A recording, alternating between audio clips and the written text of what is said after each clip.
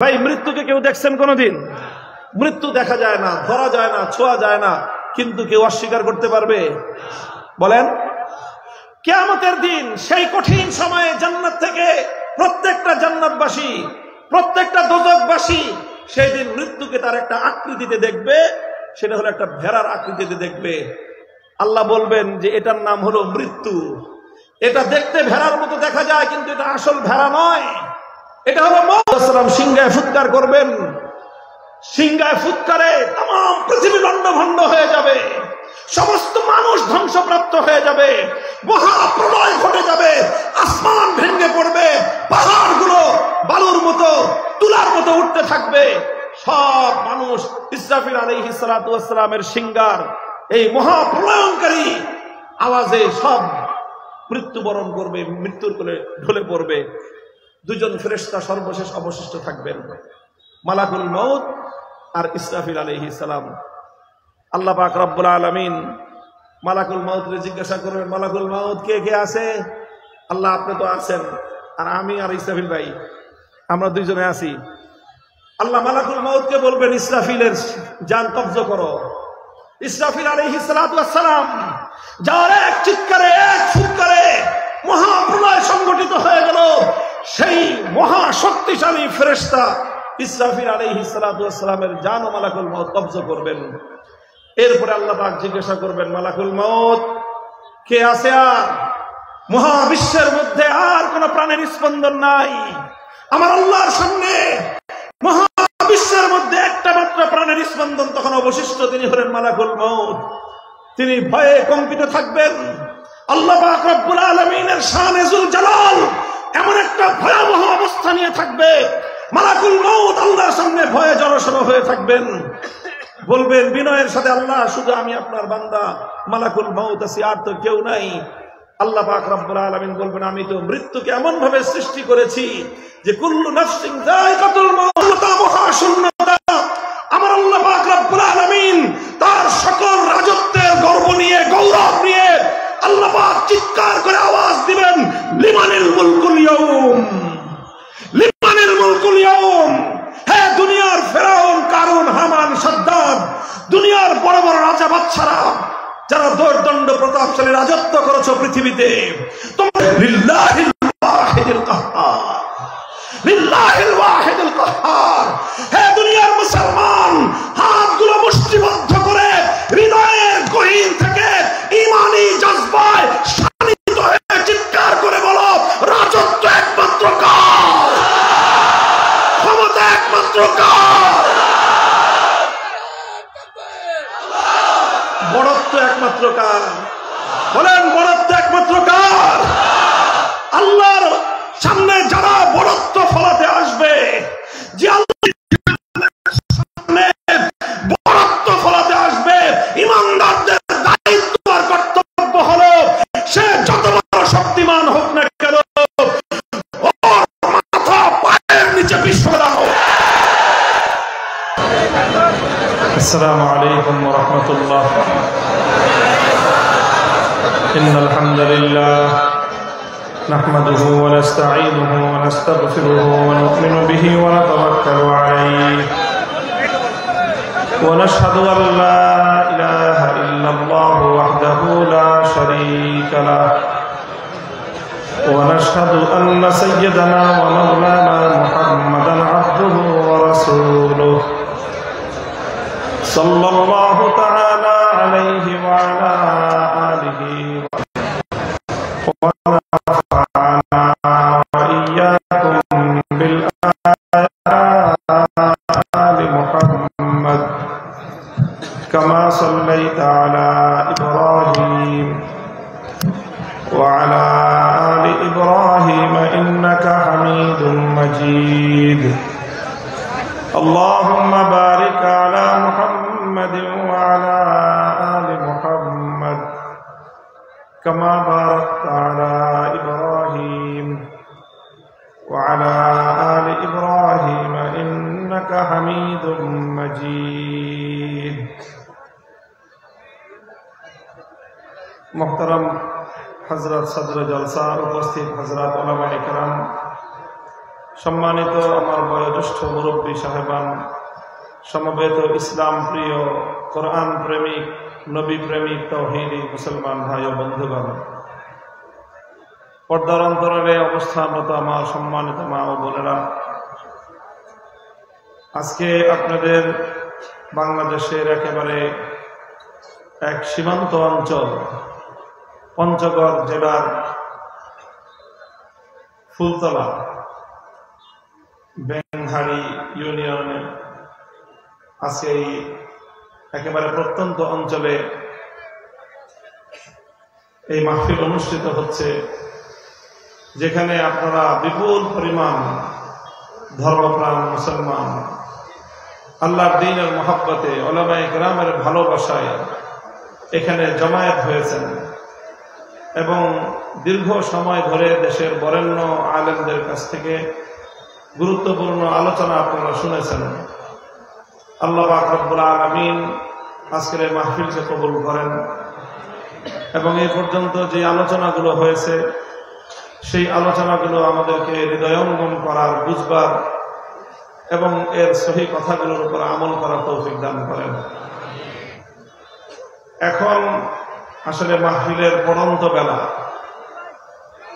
আপনারা অপেক্ষায় আছেন, মাহফিলের শেষ মুনাজাত হয়ে যাবে, আপনারা যার যার বাড়িতে ফিরবেন ইনশাআল্লাহ।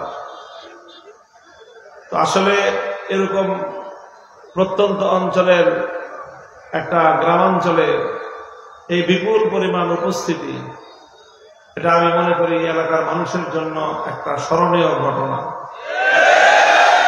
আপনাদের জন্য একটা গৌরবের বিষয়। এবং আপনাদের এখান থেকে এই বার্তাটা সারা বাংলাদেশে পৌঁছে যাচ্ছে যে বাংলাদেশে একটা নতুন জাগরণ শুরু হয়েছে। সেই জাগরণটা হলো মানুষ ইসলামের প্রতি, ধর্মের প্রতি, কোরআনের প্রতি মানুষের একটা বাঁধ ভাঙ্গা জোয়ার ছুটেছে। আমরা যারা আল্লাহ পাক রব্বুল আলামিন আমাদেরকে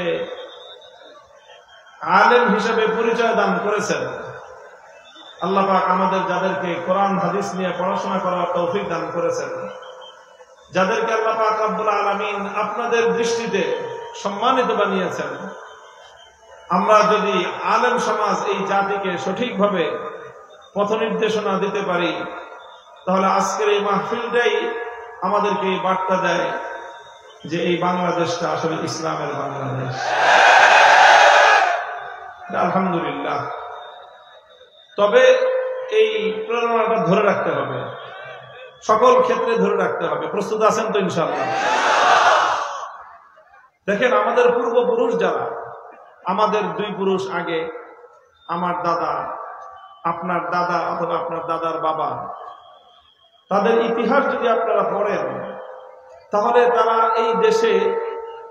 এই দেশে থাকার জন্য, যেন তেন ভাবে থাকার জন্য না, ইসলামকে নিয়ে থাকার জন্য আমাদের পূর্বপুরুষদের অনেক ত্যাগ, অনেক কোরবানি, অনেক সংগ্রামের বাঁকে বাঁকে আমাদের পূর্বপুরুষ, আপনার পূর্বপুরুষ, আমাদের পূর্বপুরুষরা অক্লান্ত শ্রম সাধনা ব্যয় করেছেন, জীবন দিয়েছেন, রক্ত দিয়েছেন আল্লাহর রাহে ইসলামকে নিয়ে বাঁচার জন্য।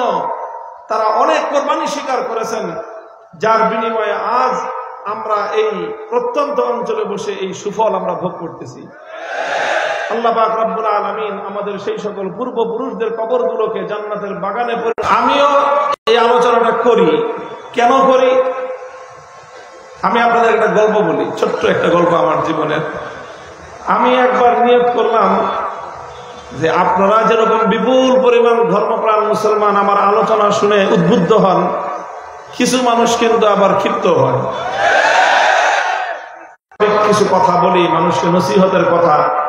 আমাদের অন্যান্য আলেম ওলামারা সাধারণত মানুষকে নসিহতের কথা বলেন, মানুষের দিল যেন নরম হয় সেই কথা বলেন, মানুষ যেন আখিরাতমুখী হয় সেই কথা বলেন, মানুষ যেন বেশি বেশি আমলমুখী হয় সেই জাতীয় কথা বলেন। তো আমিও যেহেতু কোরআন হাদিসই পড়েছি, অন্যান্য হুজুররা যে হাদিস কোরআন পড়েছে আমিও তো সেটাই পড়েছি, এবং আলহামদুলিল্লাহ সেই ব্যাপারে কিছু আমি একটা মাদ্রাসার স্বপ্নে দেখতেছি, একটা মাদ্রাসার মাহফিল করতেছি। তো সেই মাদ্রাসার মুহতামিম সাহেব এসে খুব মন খারাপ করে বলতেছে যে হুজুর, এই যে হাজার হাজার মানুষগুলি আসছিল, যে আপনি কিছুক্ষণ বয়ান করবেন, আর কিছু হোক না হোক এই মানুষগুলো কিছুক্ষণ আল্লাহু আকবারের স্লোগান তুলবে, তাকবীরের ধ্বনি তুলবে, কিছু সময় আকাশ বাতাস আল্লাহু আকবার, আল্লাহর বড়ত্বের জয়গানে ধ্বনিত প্রতিধ্বনিত হবে। এইরকম একটা আগ্রহ নিয়ে আসছিল। কিন্তু আজকে আপনি যে কি যে ওয়াজ করলেন, এই মানুষগুলো একবার আল্লাহু আকবার স্লোগান দেওয়ার, তাকবীর দেওয়ার সুযোগ পেল না। স্বপ্নের মধ্যে আমার মনটা খুব খারাপ হলো যে এতগুলি মানুষ একটা নেক নিয়তে আসছে, যে কিছু তাকবীর আল্লাহু আকবার বলবো, নারায়ে তাকবীর বলবো, এই মানুষগুলোকে আমি হতাশ করলাম। আমি তখন ওই মাদ্রাসার প্রিন্সিপাল সাহেবকে আমার বয়ান বন্ধ করে বললাম, ভাই আরেকটু আগে বলতেন, এখন তো মাত্র আছে আর 5 মিনিট আমার সময়, আর একটু আগে যদি বলতেন তা আমি আমার বয়ানের ধাঁচ ঘুরাই দিতাম, দেখতেন মানুষ আল্লাহু আকবার নারায়ে তাকবীরের স্লোগান তুলতো। এই হলো স্বপ্ন। আমি সেদিন বুঝলাম যে হয়তো আল্লাহ পাক রব্বুল আলামিনের পক্ষ থেকে এটা আমার জন্য একটা ইশারা, যে এক একজন তো এক একটা কাজ করবে, সবাই এক কাজ করবে না। কথা বলেন ঠিক কিনা? একটা ফসলের মাঠ থেকে যদি ফসল তুলতে হয়, তাহলে অনেক রকমের কাজের প্রয়োজন হয়। সবাই মিলে এক কাজ করলে সেই মাঠ থেকে কিন্তু ফসল ঘরে তোলা যাবে না। কিছু মানুষ আছে বা এক ধরনের মেহনত আছে, যে এই ফসলের মাঠে একটা মাইক্রোফোন মিস করছে, একটু ভাই ওনারা চেষ্টা করতেছেন, সুযোগ দেন একটু আপনারা আমাদের।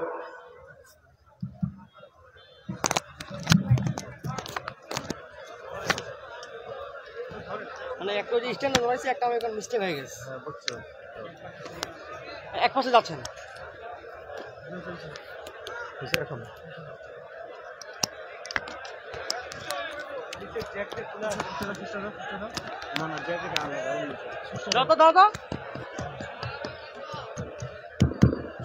আলহামদুলিল্লাহ। যাই হোক,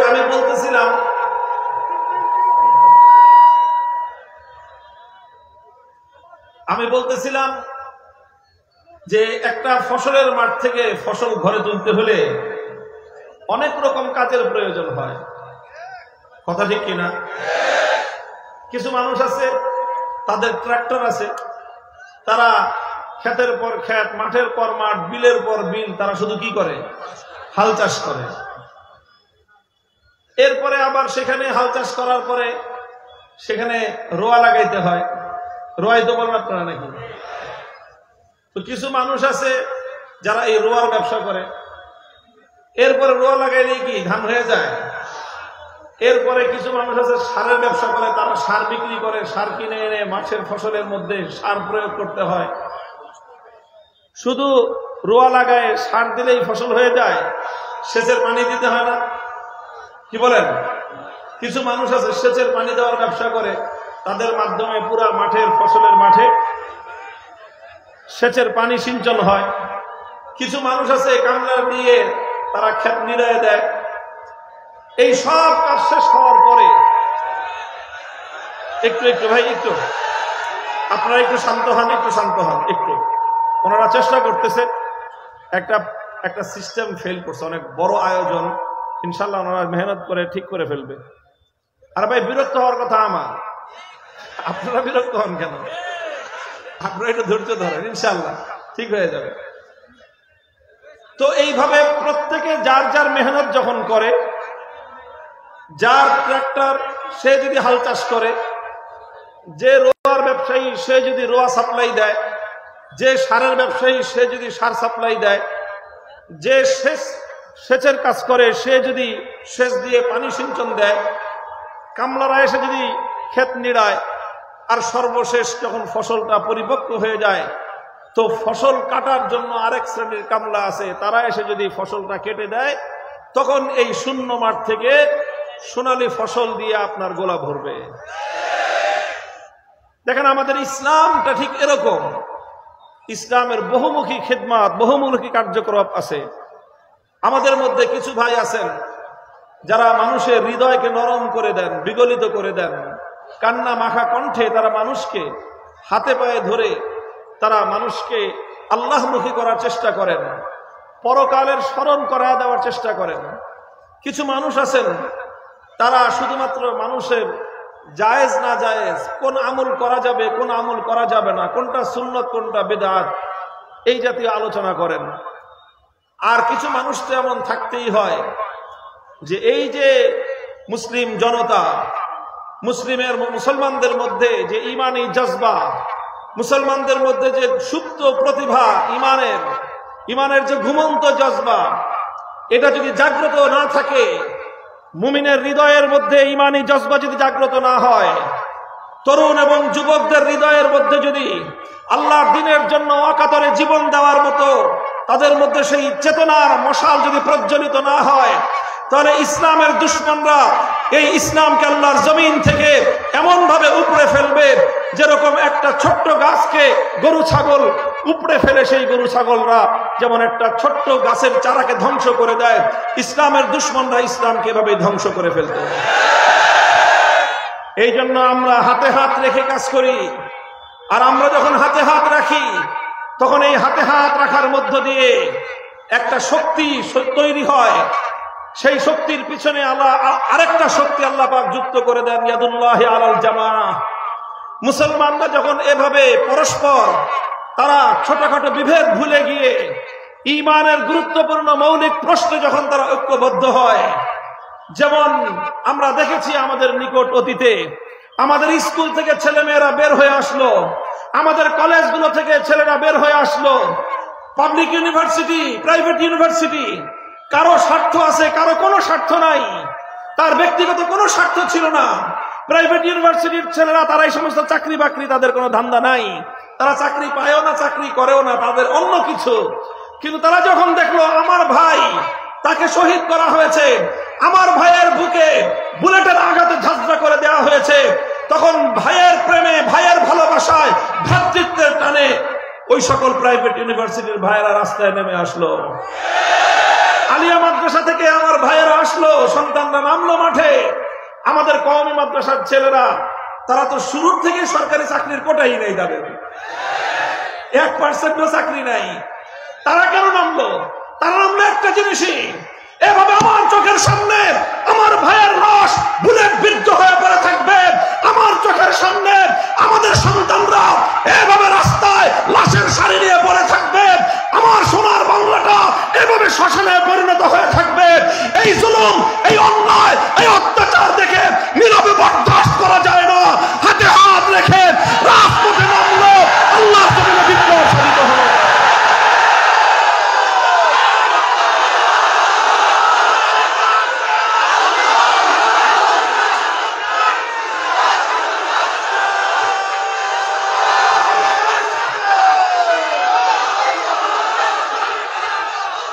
মুহতারাম হাজিরিন, এই জন্য আমি আপনাদেরকে যেই বার্তাটা দিতে চাই, আমি যে আলোচনাটা শুরু করেছি, আমি জানি আপনারা আমার কাছ থেকে এই ধরনের আলোচনা শোনার জন্য অপেক্ষা করে আছেন। এখন এত মানুষ, আপনাদের এই নিয়তটা নেক নিয়ত, আপনাদের এখানে দুনিয়ার কোনো স্বার্থ নাই। আমি ওই কথা বলার মধ্যে আমারও দুনিয়ার কোনো স্বার্থ নাই, ঝুঁকি আছে। এই ধরনের কথা বললে এটার মূল্য পরিশোধ করতে হয়। এই 3 বছর যে জেল খাটলাম, এই অপরাধ ছাড়া আর কোনো অপরাধ ছিল না। মূল্য পরিশোধ করতে হয় জেনেও আমরা বলি, কারণ এজন্যই বলি যে আমি বিশ্বাস করি আমাদের পূর্বপুরুষদের রক্ত, ঘাম আর অশ্রু ইনশাআল্লাহ একদিন রং আসবে, আল্লাহর জমিন ইসলামের বিপ্লব হবে, ইসলামের বিপ্লব হবে ইনশাআল্লাহ।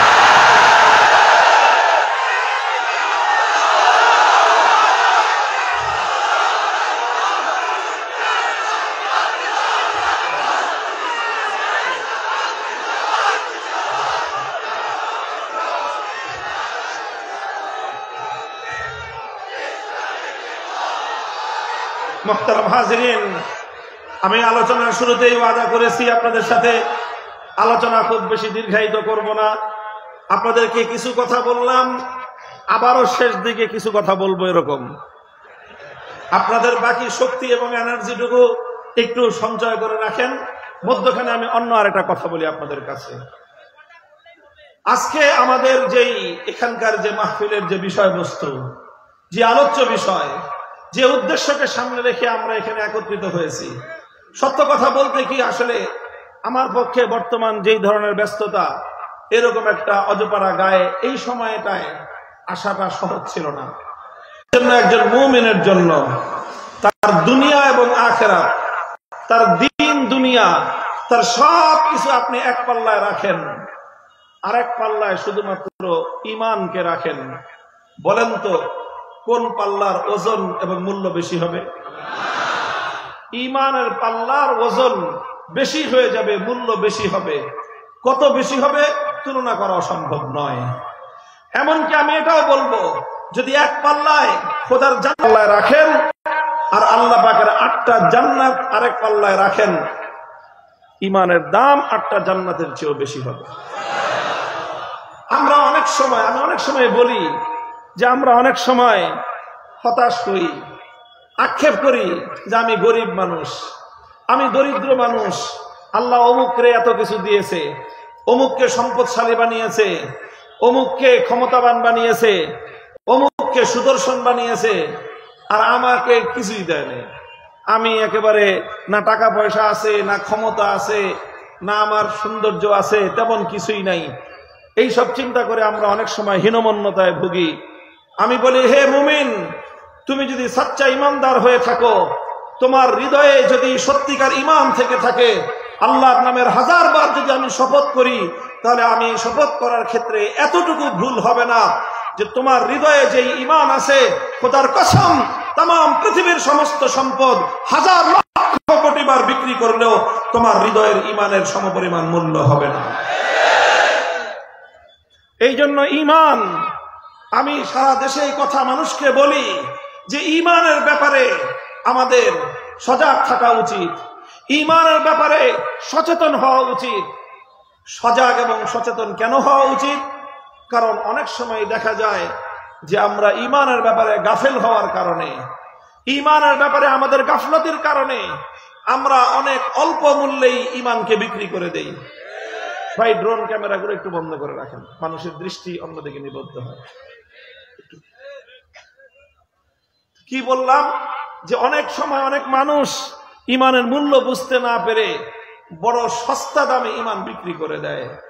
অনেক সময় 10 বান্ডিল টিনের বিনিময়ে একটা মানুষ ঈমান বিক্রি করে দেয় খ্রিস্টান মিশনারিদের কাছে। সে মনে করে 10 বান্ডিল টিন দিয়ে তো একটা ঘর হবে, ঈমান দিয়ে কি হবে? অনেক সময় মানুষ একটা লুঙ্গি আর একটা শাড়ির বিনিময়ে ঈমান বিক্রি করে দেয়, মনে করে যে লুঙ্গি কয়দিন পরা যাবে, শাড়ি দিয়ে কয়দিন চলবে, ঈমান দিয়ে কি হবে? অনেক সময় মানুষ 2 কৌটা ডানো দুধের বিনিময়ে ঈমানটা বিক্রি করে দেয়। অনেক সময় মানুষ দুনিয়ার সামান্য স্বার্থের বিনিময়ে ঈমানকে বিক্রি করে দেয়। দুনিয়ার সামান্য টাকা পয়সা, সুযোগ সুবিধা, দুনিয়ার কিছু চাকরি বাকরি, দুনিয়ার কিছু আয়েশ আরাম, এই সমস্তের বিনিময়ে যারা ঈমান পাওয়ার পরেও ঈমান হারা হয়ে যায়, আল্লাহর কসম খেয়ে বলি এই পৃথিবীতে তাদের চেয়ে হতভাগা আর কেউ নাই, হতভাগা কেউ নাই। হে ঈমানদার, তুমি নিজেকে সৌভাগ্যবান মনে করো, তুমি নিজেকে গর্বিত মনে করো, তুমি নিজেকে পৃথিবীর সবচেয়ে সম্পদশালী মনে করতে পারো। তোমার বাড়িতে বিশাল আলিশান অট্টালিকা না থাকতে পারে, তোমার ব্যাংক ব্যালেন্সে কোটি টাকার অ্যামাউন্ট না থাকতে পারে, তোমার কাছে বিশাল সরকারি বেসরকারি চাকরির ধনভাণ্ডার তোমার কাছে না থাকতে পারে, আল্লাহর কসম তোমার কাছে যে ঈমান আছে, সেই ঈমানের মূল্য পরিশোধ করবার ক্ষমতা পৃথিবীর কোন শক্তির নাই। মুহতারাম হাজিরিন, ঈমানের মূল্যটা একদিন বুঝে আসবে, একটা দিন বুঝে আসবে। হাদিসগুলোর মধ্যে বর্ণিত হয়, ইয়াদখুলু আহলুল জান্নাতিল জান্নাতা ওয়া ইয়াদখুলু আহলুন নারিন নার। আল্লাহ পাক রব্বুল আলামিন যখন আখিরাতে কিয়ামতের দিন সিদ্ধান্ত দিবেন, বিচার করবেন, বিচার করে মানুষ 2 ভাগে ভাগ হবে, ফারিকুন ফিল জান্নাতি ওয়া ফারিকুন ফিস সাঈদ। একদল যাবে আল্লাহর জান্নাতে, আরেক দল যাবে আল্লাহর জাহান্নামে, দোজখে জ্বলবে। জান্নাতে যারা গেল তো গেলই, যারা একবার জান্নাতে গেছে তো গেছে। যারা জাহান্নামে গেল তাদের মধ্যে আবার 2টা শ্রেণী হবে। যারা দোজখে গেল তাদের মধ্যে কয় ভাগ? জোরে বলেন, কয় ভাগ? তাদের মধ্যে 2 ভাগ হবে। এক ভাগ হলো আল্লাহ পাক রব্বুল আলামিন যাদেরকে নানা গুনাহের কারণে, বদ আমলের কারণে, নানা ধরনের গুনাহের আমলের কারণে আল্লাহ পাক যাদেরকে জাহান্নাম দিয়েছেন, এদের এক একজনের জন্য এক একটা সাজার মেয়াদ থাকবে, পানিশমেন্টের মেয়াদ। কারো জন্য 20 বছর, কারো জন্য 50 বছর, কারো জন্য 100 বছর, কারো জন্য 1000 বছর, কারো জন্য 1 লক্ষ বছর। যেভাবেই হোক, যার যেই পরিমাণ অপরাধ, যার যেই পরিমাণ গুনাহ, সে সেই পরিমাণ গুনাহের সাজা ভোগ করবে। আল্লাহ পাক অনেককে আবার সাজা রেয়াত দিবেন। রেয়াত বুঝেন না? 50 বছরেরটা আল্লাহ পাক কমায় দিবেন, যে যা তোর জন্য হাফ কনসেশন, অর্ধেকটা খাইটা তারপরে তুই মুক্ত। আল্লাহ পাক এটা করবেন। করতে করতে এইভাবে সমস্ত যাদের অন্তরের মধ্যে ঈমান ছিল, আল্লাহ পাক রব্বুল আলামিন পর্যায়ক্রমে যার যার সাজা খাটা হিসেবে তাদেরকে আল্লাহ পাক জাহান্নাম থেকে মুক্ত করে আনবেন। মুক্ত করতে করতে করতে করতে এমন একটা মানুষকে আল্লাহ পাক রব্বুল আলামিন মুক্ত করবেন বিভিন্ন ভাবে। নবীরা, আম্বিয়ায়ে কেরাম সুপারিশ করবেন। আল্লাহ পাক আম্বিয়াদেরকে বলবেন যে দেখেন কাদের হৃদয়ে ঈমান আছে, ঈমানদারদেরকে আপনি বের করে নিয়ে আসেন।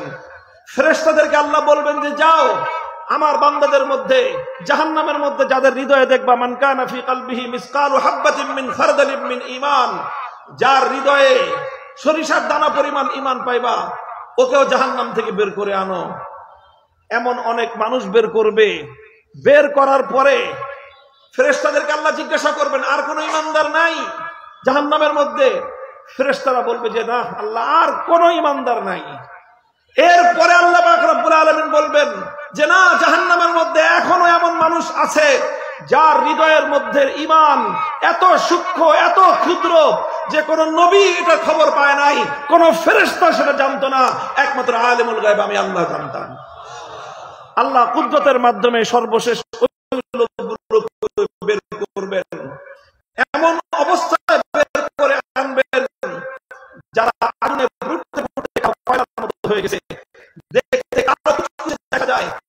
আল্লাহ রাব্বুল আলামিন তাদেরকে জান্নাত থেকে বের করে বেহেশতের দরজার পাশ দিয়ে নহর বাহির হবে, যেটাকে বলা হয় নাহরুল হায়াত। আল্লাহ পাক ওদেরকে নাহরুল হায়াতের মধ্যে গোসল করাবেন, একটা ডুব দেওয়াবেন।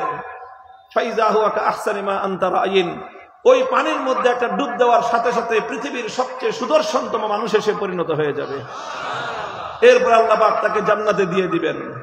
এমন একটা সময় আসবে যে দোজখের মধ্যে আর কোন ঈমানদার নাই, সর্বশেষ ঈমানদার ব্যক্তিকে আল্লাহ বের করে জান্নাত দিয়ে দিয়েছেন। আর সমস্ত ঈমানদাররা জান্নাতে চলে গেছে। জাহান্নামে থাকলো শুধু কারা? শুধু কারা? জোরে বলেন, শুধু কারা? যারা বেঈমান, যারা কাফের, যারা মুশরিক, শুধু তারাই জাহান্নামে থেকে গেল। এমন একটা সময় ঈমানদাররা শুধু জান্নাতে, বেঈমানরা শুধু জাহান্নামে। বেঈমানদের হৃদয়ের মধ্যে ছোট্ট একটা আশার আলো ধিকি ধিকি জ্বলতে থাকবে, ছোট্ট একটা আশার আলো। দোজখের মধ্যে তো শান্তির কিছুই নাই, সব কষ্ট কষ্ট কষ্ট। কিন্তু এই সকল বেঈমানদের অন্তরের মধ্যে ছোট্ট ক্ষুদ্র একটা আশার আলো নিবু নিবু করে জ্বলতে থাকবে। কি আশা? যে আল্লাহ এত দয়ালু, একদিন না একদিন আল্লাহ আমাদের দিকে তাকাবেন, আল্লাহ আমাদেরকে হয়তো মুক্ত করে দিবেন। এই একটা আশা নিয়ে ওরা জাহান্নামের মধ্যে জ্বলতে থাকবে। আর ওদিকে যারা বেহেশতের অধিবাসী ঈমানদার, তাদের তো ওয়ালাকুম ফিহা মা তাশতাহি আনফুসুকুম, যা চায় চাওয়ার আগেই তাই হাজির। সুখ আর শান্তির কোনো অভাব নাই, তাদের আর কোনো চাওয়া পাওয়ার কিছু নাই, সব চাওয়া পাওয়া শেষ। সমস্ত নবীর সঙ্গে দেখা শেষ, আখেরি পয়গম্বরের সঙ্গে এক মজলিসে বসে গল্প গুজব করাও শেষ। সবচেয়ে বড় নিয়ামত আল্লাহ পাক রব্বুল ইজ্জতের দিদার এলাহি, মাওলায়ে পাককে দেখাও শেষ। আর সমস্ত নাজ নিয়ামত সব তারা ভোগ করতেছে, আর কোনো কিছুর অভাব তাদের নাই।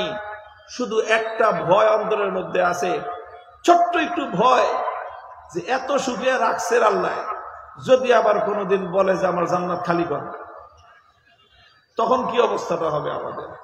এই একটা ভয় জান্নাতীদের অন্তরের মধ্যে থাকবে, কিন্তু ভয়ে কেউ কিছু বলবে না, যে খামাখা মনে করা দেওয়ার দরকার কি, আসি তো ভালোই আছে। কিন্তু মনে মনে ভয়টা সবারই থাকবে।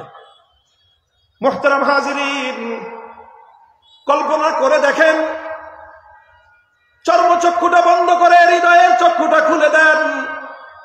জাহান্নামের ওই ভয়াবহ দৃশ্যের কথা একবার কল্পনা করুন। আর আল্লাহ পাক রব্বুল আলামিনের জান্নাতের আরাম আয়েশের বিলাসিতার চিত্রটা একবার কল্পনা করুন। ওই মানুষগুলো শুধু সুখ আর সুখ, শান্তি আর শান্তি, অন্তরের মধ্যে সামান্য একটা ভয়। আর এই মানুষগুলো শুধুমাত্র অশান্তি আর আযাবের মধ্যে, কিন্তু অন্তরের মধ্যে ছোট্ট একটা আশার প্রদীপ ধিকি ধিকি জ্বলতেছে। এমন সময় আমার মালিক রব্বুল আলামিন দুইটা ডাক দিবেন চিৎকার করে। প্রথমে আল্লাহ বলবেন ইয়া আহলাল জান্নাহ, এরপরে বলবেন ওয়া ইয়া আহলান নার, হে জান্নাতের অধিবাসীরা তাকাও আমার দিকে। আর একটা ডাক দিবেন ও দোজখবাসীরা তোমরাও তাকাও আমার দিকে। হাদিসের ভাষ্য ফায়াশরাইবুন, জান্নাতের সমস্ত ঈমানদাররা আল্লাহর ডাকের দিকে মাথা তুলে তাকাবে, কলিজার মধ্যে সেট করে উঠবে, ডাকে কেন মালিক? আমাদের তো আর কিছু চাওয়া পাওয়ার নাই, সব তো দেওয়া শেষ, আমার ডাকে কেন? না জানি আল্লাহ এখন বলবে যে আমার জান্নাত খালি করো। ভয়ে সব জান্নাতীরা আল্লাহর দিকে তাকাবে যে আল্লাহ আল্লাহ আল্লাহ তুমি যাইতে বাইরেতে করো না। আর জাহান্নামের অধিবাসীরা তাদের মনের মধ্যে আশার যে প্রদীপটা ধিকি ধিকি জ্বলতেছিল সেটা হঠাৎ মশালের মতো জ্বলে উঠবে, যে এতদিন মালিকরে এত চিৎকার করে ডাকলাম, কোনোদিন আল্লাহ সাড়া দিলেন না, আর আজকে আল্লাহ নিজে ডাকতেছেন আজকে, তাহলে অবশ্যই মনে হয় আমাদের দিকে মালিক একটু দয়া করবেন। এই আশা নিয়ে তারা আল্লাহর দিকে তাকাবেন। যখন জান্নাত এবং জাহান্নামের উভয় অংশ, উভয় দল আল্লাহর দিকে তাকালো, আল্লাহ পাক রব্বুল আলামিন তাদেরকে বলবেন তোমরা আরাফের দিকে তাকাও। আরাফ হলো জান্নাত এবং জাহান্নামের মধ্যবর্তী একটা পার্টিশন। আরাফের দিকে তাকাবে, জান্নাতীরাও দেখতে পাবে, জাহান্নামীরাও দেখতে পাবে। আল্লাহ বলবেন কিছু দেখা যায়? বলবে যে আল্লাহ দেখা। আল্লাহ পাক মৃত্যুকে হাজির করবেন। কাকে ভাই? মৃত্যুকে কেউ দেখছেন কোনদিন? মৃত্যু দেখা যায় না, ধরা যায় না, ছোঁয়া যায় না, কিন্তু কেউ অস্বীকার করতে পারবে? বলেন। কিয়ামতের দিন সেই কঠিন সময়ে জান্নাত থেকে প্রত্যেকটা জান্নাতবাসী, প্রত্যেকটা দোজখবাসী সেই দিন মৃত্যুকে তার একটা আকৃতিতে দেখবে, সেটা হলো একটা ভেড়ার আকৃতিতে দেখবে। আল্লাহ বলবেন যে এটার নাম হলো মৃত্যু। এটা দেখতে ভেড়ার মতো দেখা যায়, কিন্তু এটা আসল ভেড়া নয়, এটা হলো মওত। সিংহায় ফুৎকার করবেন, সিংহায় ফুৎকারে তাম পৃথিবী লন্ডভন্ড হয়ে যাবে, সমস্ত মানুষ ধ্বংসপ্রাপ্ত হয়ে যাবে, মহাপ্রলয় ঘটে যাবে, আসমান ভেঙে পড়বে, পাহাড়গুলো বালুর মতো, তুলার মতো উঠতে থাকবে। সব মানুষ ইসরাফিল আলাইহিস সালাতু ওয়াস সালামের সিংহার এই মহাপ্রলয়ঙ্কারী আওয়াজে সব মৃত্যুবরণ করবে, মৃত্যুর কোলে ঢলে পড়বে। দুজন ফেরেশতা সর্বশেষ অবশিষ্ট থাকবেন, মালাকুল মউত আর ইসরাফিল আলাইহিস সালাম। আল্লাহ পাক রব্বুল আলামিন মালাকুল মউতকে জিজ্ঞাসা করবেন, মালাকুল মউত কে কে আছে? আল্লাহ আপনি তো আছেন, আর আমি আর ইসরাফিল ভাই আমরা দুইজনে আছি। আল্লাহ মালাকুল মউতকে বলবেন ইসরাফিলের জান কবজ করো। ইসরাফিল আলাইহিস সালাতু ওয়াস সালাম যার এক চিৎকারে, এক ফুৎকারে মহাপ্রলয় সংগঠিত হয়ে গেল। সেই মহা শক্তিশালী ফেরেশতা ইসরাফিল আলাইহিস সালাতু ওয়াস সালামের জান ও মালাকুল মউত কবজ করবেন। এরপরে আল্লাহ পাক জিজ্ঞাসা করবেন, মালাকুল মউত কে আছে? আর মহাবিশ্বের মধ্যে আর কোন প্রাণের স্পন্দন নাই। আমার আল্লাহর সামনে মহাবিশ্বের মধ্যে একটা মাত্র প্রাণের স্পন্দন তখন অবশিষ্ট, তিনি হলেন মালাকুল মউত। তিনি ভয়ে কম্পিত থাকবেন। আল্লাহ পাক রব্বুল আলামিনের শানে যুল জালাল এমন একটা ভয়াবহ অবস্থা নিয়ে থাকবে, মালাকুল মউত আল্লাহর সামনে ভয়ে জড়সড় হয়ে থাকবেন। বলবেন বিনয়ের সাথে, আল্লাহ শুধু আমি আপনার বান্দা, মালাকুল মউত আছি, আর তো কেউ নাই। আল্লাহ পাক রব্বুল আলামিন বলবেন আমি তো মৃত্যুকে এমন ভাবে সৃষ্টি করেছি যে কুল্লু নাফসিন যায়কাতুল মাউত, মহাশূন্যতা। আমার আল্লাহ পাক রব্বুল আলামিন তার সকল রাজত্বের গর্ব নিয়ে, গৌরব নিয়ে আল্লাহ পাক চিৎকার করে আওয়াজ দিবেন, লিমানিল মুলকুল ইয়াউম, লিমানিল মুলকুল ইয়াউম। হে দুনিয়ার ফেরাউন, কারুন, হামান, সাদ্দাদ, দুনিয়ার বড় বড় রাজা বাদশারা যারা দৌর্দণ্ড প্রতাপশালী রাজত্ব করেছো পৃথিবীতে, তোমরা লিল্লাহিল ওয়াহিদুল কাহ্হার, লিল্লাহিল ওয়াহিদুল কাহ্হার। হে দুনিয়ার মুসলমান, হাতগুলো মুষ্টিবদ্ধ করে হৃদয়ের গহীন থেকে ঈমানি জজবায় শানিত হয়ে চিৎকার করে বলো, রাজত্ব একমাত্র কার, ক্ষমতা একমাত্র কার, বড়ত্ব একমাত্র কার? বলেন, বড়ত্ব একমাত্র কার? আল্লাহর সামনে যারা বড়ত্ব ফলাতে আসবে, যে আল্লাহর সামনে বড়ত্ব ফলাতে আসবে, ইমানদারদের দায়িত্ব আর কর্তব্য হলো সে যত বড় শক্তিমান হোক না কেন, ওর মাথা পায়ের নিচে বিসর্জন দাও।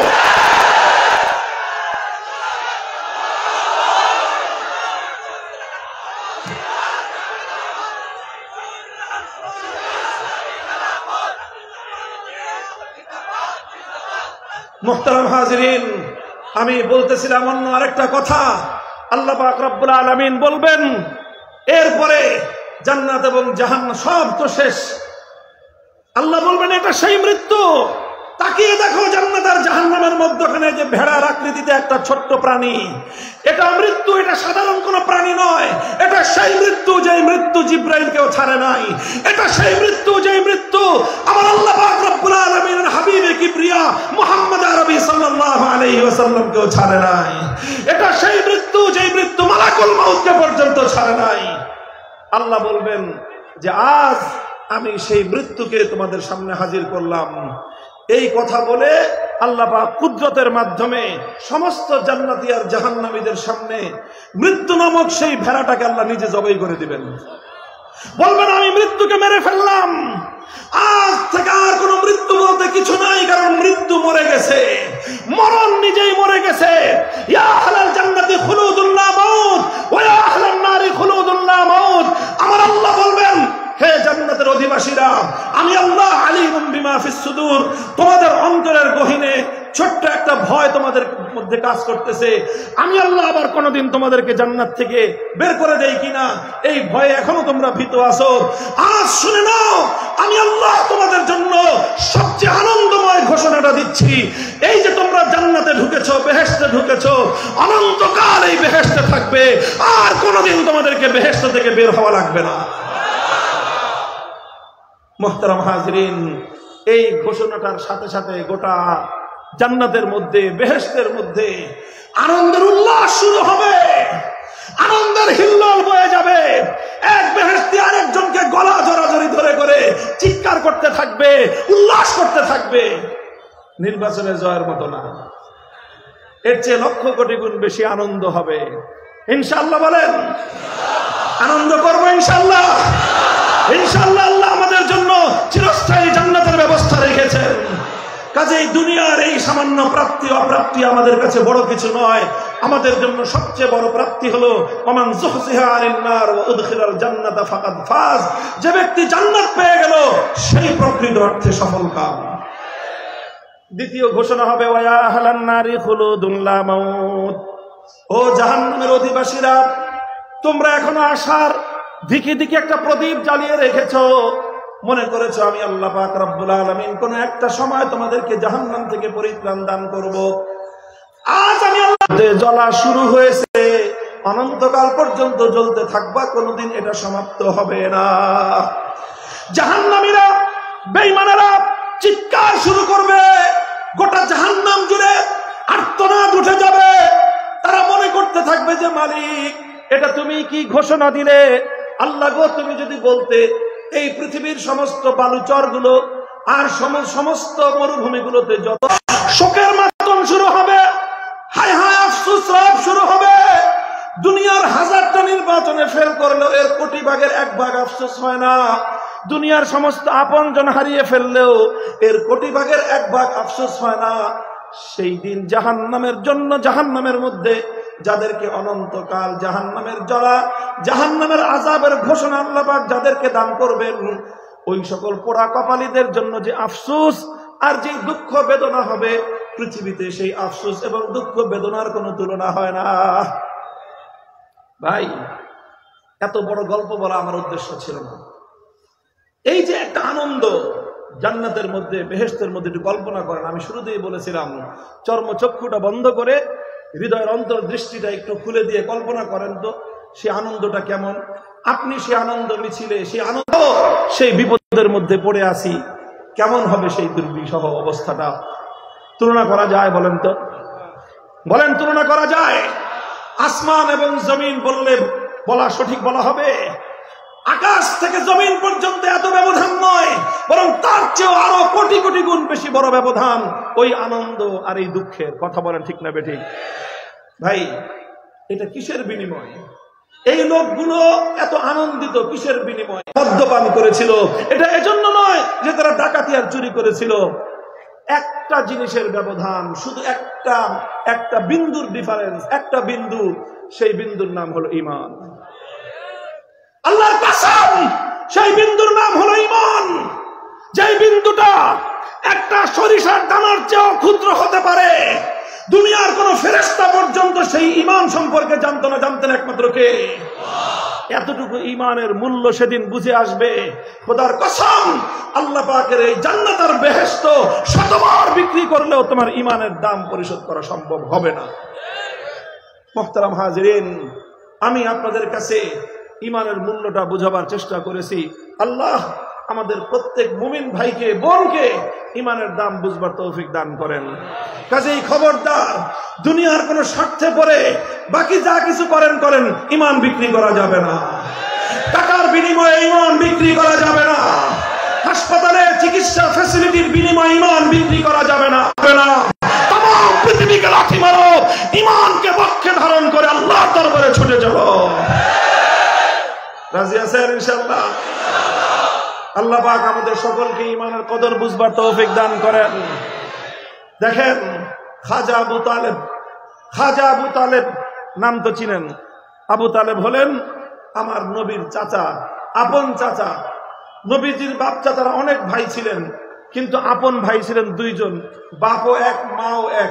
একজন হলেন আব্দুল্লাহ, আল্লাহ নবীজির বাবা, আর একজন, এই দুজন আপন ভাই। আমার নবী নবুয়তের দীর্ঘ সময় পর্যন্ত, আল্লাহ নবীর একেবারে শৈশবকাল থেকে 40 বছর পর্যন্ত, নবুয়ত প্রাপ্তি পর্যন্ত, নবুয়ত থেকে নিয়ে শুরু করে মক্কার নির্যাতিত মাজলুমিয়াতের আমার নবী তার চাচা আবু তালেবের মতো পৃথিবীতে অন্য কাউকে এতটা বেশি ভালোবেসেছেন, এবং অন্য কারো মৃত্যুতে, হযরত খাদিজা ছাড়া অন্য কারো মৃত্যুতে আমার নবী এতটা ভেঙে পড়েন নাই। নিজের চাচা আবু তালেবের মৃত্যুতে আল্লাহর নবী যতটা ব্যথা পেয়েছেন, নবীজি তাকে এত বেশি ভালোবাসতেন, এত বেশি মহব্বত করতেন। তিনি যখন মৃত্যু শয্যায় শায়িত, বোঝা যাচ্ছে আর কিছুক্ষণ পরেই তিনি মৃত্যুর কোলে ঢলে পড়বেন। আমার নবী গেলেন, চাচাকে বললেন, ইয়া আম্মি কুল লা ইলাহা ইল্লাল্লাহ কালিমাতান উহাজ্জু লাকা বিহা ইনদাল্লাহ। হে চাচা, জান্নাতে নিয়ে যাব, একটি বারের জন্য শুধুমাত্র কালেমা পড়ে যাও। খাজা আবু তালেব একবার চিন্তা করেন যে কালেমা পড়বেন, সামনে তাকায় দেখেন আবু জাহাল বসা, সামনে তাকায় দেখেন উমাইয়া বসা। তারা বলতেছে, হে আবু তালেব, মৃত্যুর সময়ে, মৃত্যুর ভয়ে বাপদাদা 14 পুরুষের ধর্ম ছেড়ে দিবা।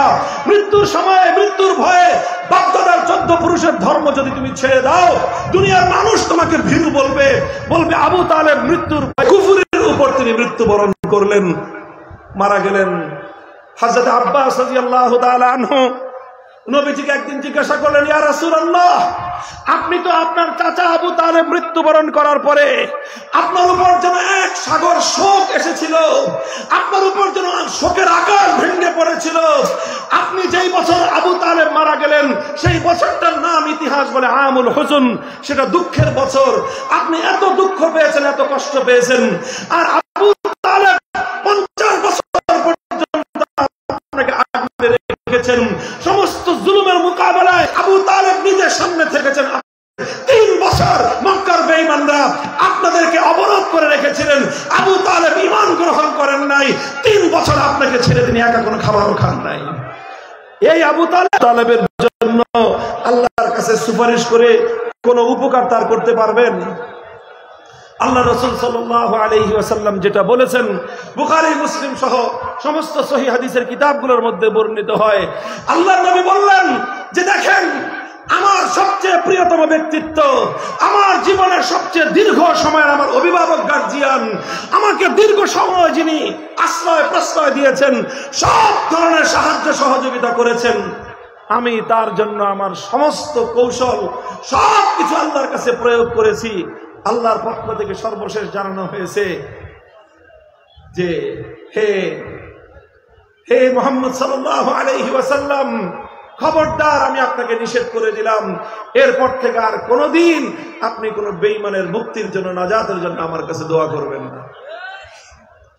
আল্লাহর নবীর সুপারিশের কারণেও খাজা আবু তালেব জাহান্নাম থেকে মুক্তি পান নাই। শুধু এতটুকু হয়েছে, আল্লাহর নবীর সুপারিশের উসিলায় আল্লাহ পাক আবু তালেবকে ফি জাহজাহিম মিনান নার, জাহান্নামের এক প্রান্তে এনে উপস্থিত করেছেন। তাকে ওনার পায়ের টাকনু পর্যন্ত, কোন কোন বর্ণনার দ্বারা বোঝা যায় পায়ের টাকনু পর্যন্ত তিনি জাহান্নামের আগুনের মধ্যে থাকবেন। আল্লাহর নবী বলেন, যদি আমি আমার চাচার জন্য আল্লাহর কাছে এমন জোরালো সুপারিশ না করতাম, তাহলে আমার চাচা জাহান্নামের ঠিক গভীর তলদেশে তিনি থাকতেন। আমার কারণে আল্লাহ পাক আমার চাচাকে জাহান্নামের এক প্রান্তে দিয়েছেন, পায়ের তলা পর্যন্ত তার আগুনের মধ্যে আছে। কিন্তু পায়ের তলা পর্যন্ত আগুন থাকলে কি হবে?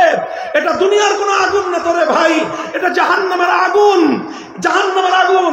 ইন্না আহওয়ালা আযাবিন, ইন্না আহওয়ালা আহলিন নারি আযাবান ইয়াউমাল কিয়ামাতি মান লাহু নালান আও শিরাকান মিন নার ইয়াগলি মিনহুমা দিমাগুহু কামা ইয়াগলিল মিরজাল। ওনার পায়ের তলার নিচে জাহান্নামের আগুনের উত্তাপে সারা শরীর তো শরীর, মাথার তালুর মধ্যে মগজ টকবক টকবক করতে থাকবে। মুহতারাম হাজিরিন, খাজা আবু তালেব আমার নবীর এত প্রিয়তম হওয়া সত্ত্বেও জাহান্নাম থেকে মুক্তির কোনো ব্যবস্থা নাই। অনন্তকাল জাহান্নামের আগুনে জ্বলতে হবে। কারণ কি? ঈমান নাই। বলেন কারণ কি? ঈমান নাই। আমি জানি না আমাদের এই আলোচনা আমাদের ওই সমস্ত ভাইয়েরাও হয়তো শুনতেছেন, যারা নিজেরা রিসালাতের উপর, খাতমে নবুয়তের উপর ঈমানকে আপনারা নিজ হাতে ধ্বংস করে দিয়েছেন। নিজ হাতে নিজেদের ঈমানকে ধ্বংস করে দিয়ে আপনারা অনন্তকালের জাহান্নামের আগুনের দিকে ধাবিত হচ্ছেন। এতটুকু ভয় আপনাদের হৃদয়ে জন্মে না, এতটুকু নিজের বিষয়টা আপনারা চিন্তা করার সময় পান না, যে আপনারা এক এক কদম সামনের দিকে অগ্রসর হচ্ছেন, চিরস্থায়ী জাহান্নামের আগুনের দিকে আপনারা অগ্রসর হচ্ছেন। কথা বলেন ঠিক না বেঠিক? এটা শুধু আমাদের বক্তব্য নয়, সারা পৃথিবীতে মুসলমানদের মধ্যে যত স্কুল অফ থট আছে, যত মাযহাব আছে, যত মাসলাক আছে, হানাফি বলেন, শাফিঈ বলেন, মালিকি বলেন, হাম্বলি বলেন, সালাফি বলেন, আহলে হাদিস বলেন, সুন্নি বলেন, বেরলভী বলেন, দেওবন্দি বলেন, ওয়াহাবি বলেন, যা কিছু নামে দুনিয়াতে আছে, তারা সকলেই এই ব্যাপারে একমত। আহমদিয়া মুসলিম সম্প্রদায় নামে যে সকল কাদিয়ানীরা গোলাম আহমদ কাদিয়ানকে বিশ্বাস করে, চিরস্থায়ী জাহান্নামী। ভাই একটু ভাবেন, আরে ধর্মই যদি পালন করবেন, এমন ধর্ম পালন করুন যে ধর্ম আপনাকে জাহান্নাম থেকে মুক্তি দিবে। আপনি কেন এমন ধর্ম পালন করবেন যেই ধর্ম পালন করলেন, দুনিয়াতে ধর্ম পালন করলেন, আখিরাতে চিরস্থায়ী জাহান্নামের আগুনে জ্বলতে হবে? এমন ধর্ম পালন করার চেয়ে না করাই ভালো। কথা বলেন ঠিক না বেঠিক? নিজেরা জাহান্নামের আগুনের দিকে ধাবিত হচ্ছেন। আপনাদের হাতে ধরি, পায়ে ধরি, এই বিপজ্জনক পথ থেকে ফিরে আসেন। যদি আপনাদের কোনো সন্দেহ থাকে, কোনো সংশয় থাকে কাদিয়ানী ধর্ম নিয়ে, আহমদিয়া মুসলিম জামাত নামক এই ধর্মের কুফরি নিয়ে যদি কোনো সংশয় সন্দেহ থাকে, আসেন আমাদের কাছে। একদিন নয়, 2 দিন নয়, 1 মাস নয়, 2 মাস নয়, বছরের পর বছর আমরা আপনাকে সময় দেব। তবু আমরা চাই আমার এক ভাই জাহান্নামের আগুন থেকে মুক্তি পাক। আমাদের এখানে, আমাদের ঢাকার শহরে ভালো ভালো পরিবারের ছেলেরা এখানে এসে পড়ে আছে। এক একজন ঢাকার শহরের, তারা খুব আরাম আয়েশের সাথে থাকার তাদের ব্যবস্থা। মাসকে মাস তারা এখানে পড়ে আছে, কোন স্বার্থে নয় ভাই, কোন স্বার্থে নয়, একটাই স্বার্থ, আল্লাহ নবীর একটা উম্মতকে যদি জাহান্নাম থেকে ফিরিয়ে আনা যায়। হে আমার কাদিয়ানী ভাইরা, আমরা তোমাদের কাছে শান্তির পয়গাম পৌঁছে দিয়ে যাই, ঈমানের পয়গাম পৌঁছে দিয়ে যাই। ইংরেজরা তাদের স্বার্থে, ইসলামকে ধ্বংস করার স্বার্থে তোমাদের এই অনুসরণীয় যে যাকে তোমরা অনুসরণ করো গোলাম আহমদ কাদিয়ানীকে তারা তৈরি করেছিল ইংরেজরা মুসলমানদের মধ্যে বিভেদ তৈরি করবার ষড়যন্ত্র হিসেবে। আজও তোমরাই নিজেরাই দেখো, আমাদের বলার দরকার নাই, তোমরা আমাদের চেয়ে বেশি ভালো জানো যে তোমাদের গায়ে হাত লাগার আগেই, তোমাদের ব্যাপারে কেউ কোনো মন্তব্য করার আগেই সারা দুনিয়াতে সবচেয়ে আগে পশ্চিমা ইহুদি খ্রিস্টানরা তোমাদের জন্য তাদের হৃদয়ের মধ্যে দরদ উতলে উঠে, অথচ ফিলিস্তিনের মুসলমানদের জন্য তাদের দরদ নাই। আমার ফিলিস্তিনের মুসলমানরা তাদেরকে কেটে টুকরো টুকরো করা হয়, আমেরিকান এবং ব্রিটিশ তাদের মধ্যে, তাদের হৃদয়ের মধ্যে তাদের জন্য দরদ নাই। আমার মায়ানমারের মুসলমানদেরকে মুসলমান মায়ের গর্ভ ছিঁড়ে সেখান থেকে সদ্য প্রসূত সন্তান বের করে মায়ের সামনে সন্তানকে কেটে টুকরো টুকরো করে নির্মমভাবে হত্যা করা হয়। সেই হত্যাকাণ্ডের বিরুদ্ধে আন্তর্জাতিক বিশ্বের তেমন আওয়াজ পাওয়া যায় না কাদিয়ানীদের ব্যাপারে যতটা তারা সরব হয়ে যায়। একটু তো বিবেক দিয়ে বুঝো, কেন তাদের তোমাদের ব্যাপারে এতটা স্বার্থ? একটাই স্বার্থ, কাদিয়ানী ধর্মের মাধ্যমে মুসলমানদেরকে বিভ্রান্ত করা যায়। বুঝায় বললাম, শোনা গো বাবা গো বলে বলে বুঝাইলাম, এরপরেও যদি তোমাদের বুঝে না আসে, এরপরে যদি তোমরা আর কোন ইমানদার মুসলমানকে বিভ্রান্ত করার চেষ্টা করো, ধোঁকা দিয়ে কোন জান্নাতের পথযাত্রী ইমানদারকে জাহান্নামের পথযাত্রী করার চেষ্টা করো, আর এভাবে তামাম পৃথিবী যদি তোমাদেরকে প্রোটেকশন দিতে চায়, আমরা ইমানদাররা বুকের রক্ত দিয়ে সেই ষড়যন্ত্রকে মোকাবেলা করবো ইনশাআল্লাহ।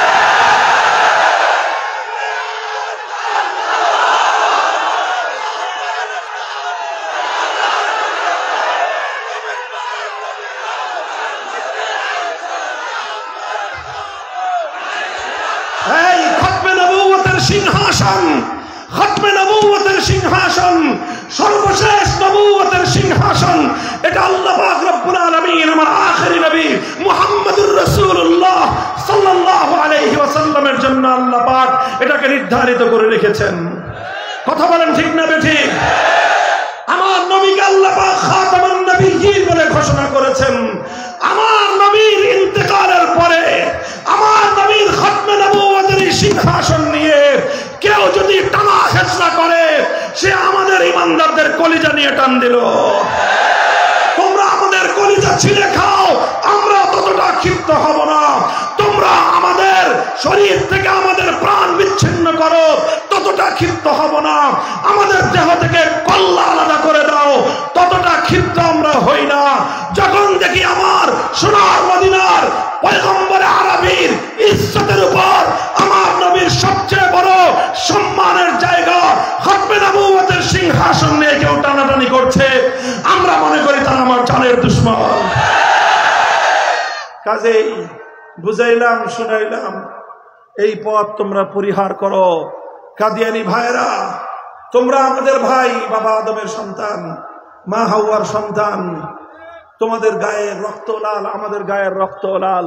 আমরা তোমাদেরকে রেখে জান্নাতে যেতে চাই না, একসাথেই জান্নাতে যেতে চাই। আপনাদের এই ফুলতলা বেংহারি ইউনিয়ন, এখানে যারা আছেন সমস্ত ইমানদাররা আমরা একসাথে জান্নাতে যেতে চাই। তোমরা আসো, ভুল পথ থেকে ফিরে আসো। আমরা তোমাদের জন্য, তোমাদেরকে বোঝানোর জন্য যা যা প্রয়োজন সব কিছু আল্লাহর কোরআন এবং নবীর হাদিস থেকে তোমাদের সামনে উপস্থাপন করার জন্য রাত দিন 24 ঘন্টা ইনশাআল্লাহ আমরা প্রস্তুত। আমাদের কাছে আসতে হবে না, তোমরা আমাদেরকে সংবাদ দিও, তোমাদের দুয়ারে আমরা হাজির হয়ে যাব ইনশাআল্লাহ। কথা বলেন ঠিক না বেঠিক? আগামী 15ই নভেম্বর, এগুলো আমাদের মিষ্টি মিষ্টি কথা, মিষ্টি মিষ্টি কথাও বলি। মিষ্টি মিষ্টি কথা বলতে বলতে বলতে বলতে যখন আমাদের ধৈর্যের বাঁধ ভেঙে যায়, তখন আর আমরা কে সামনে আছে এগুলো চিন্তা করার সময় পাই না। কোন সরকার, আওয়ামী লীগ না বিএনপি না ইন্টারিম, এগুলি হিসাব করার সময় আমাদের থাকে না। আমরা 15ই নভেম্বর ঢাকার সোহরাওয়ার্দী উদ্যানে খতমে নবুয়ত মহাসমাবেশের ডাক দেওয়া হয়েছে। আমরা চাই আমার নবীর খতমে নবুয়তের ইজ্জত, খতমে নবুয়তের শান আল্লাহর এই জমিনে সর্বোচ্চ মর্যাদায় অভিষিক্ত থাকুক। কথা বলেন ঠিক না বেঠিক? ইনশাআল্লাহ আমরা শপথ নিয়েছি, আমাদের এই জমিন, আমাদের এই মাটি, আমাদের পূর্বপুরুষদের ঘাম অশ্রু রক্তের বিনিময়ে কেনা মাটি, এর চূড়ান্ত গন্তব্য দিল্লি নয়, মস্কো নয়, ওয়াশিংটন নয়, পিকিং নয়, এ মাটির রিলেশন হবে সোনার মদিনার সাথে।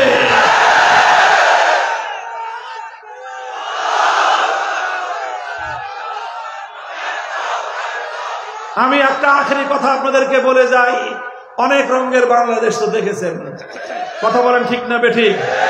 রং বেরঙ্গের বাংলাদেশ দেখা হয়েছে, অনেক রঙের বাংলাদেশ দেখেছি আমরা। এবার আমরা জুলাই বিপ্লবের পর, জুলাই বিপ্লবের অন্যতম সৌন্দর্য ছিল আমাদের জুলাই যোদ্ধারা রাজপথে বুকের রক্ত দিয়েছে, রাজপথে টিয়ার গ্যাসের আক্রমণে তাদের চোখের পানি দিয়ে বুক ভেসে গিয়েছে। যেই রাজপথে রক্ত দিল, অশ্রু দিল, ঘাম ঝরালো, যখনই আজানের ওয়াক্ত হলো, এক যোদ্ধা আল্লাহু আকবারের আজানের ধ্বনিতে আকাশ বাতাস মুখরিত করলো। আরেক যোদ্ধা, কখনো সে মাদ্রাসার ছাত্র, কখনো সে বিশ্ববিদ্যালয়ের ছাত্র, কখনো সে কলেজের ছাত্র, ইমাম হয়ে গেল। সব ছাত্ররা রাজপথকে জায়নামাজ বানিয়ে তার পিছনে ইক্তেদা করলো। এই দৃশ্য আপনারা দেখেছেন, এই দৃশ্য আপনারা দেখেছেন। এই দৃশ্যের নামই হলো আগামীর বাংলাদেশ। আগামীর বাংলাদেশ ইসলামের বাংলাদেশ, আগামীর বাংলাদেশ খিলাফতের বাংলাদেশ, আগামীর বাংলাদেশ আল কোরআনের বাংলাদেশ। নাসরুম মিনাল্লাহি ওয়া ফাতহুন করিব ওয়া আখিরু দাওয়ানা আলহামদুলিল্লাহি রাব্বিল আলামিন। সুবহানাল্লাহি ওয়া বিহামদিহি, সুবহানাকাল্লাহুম্মা ওয়া বিহামদিক, أشهد أن لا إله إلا أنت أستغفرك وأتوب إليك. يا حي يا قيوم برحمتك نستغيث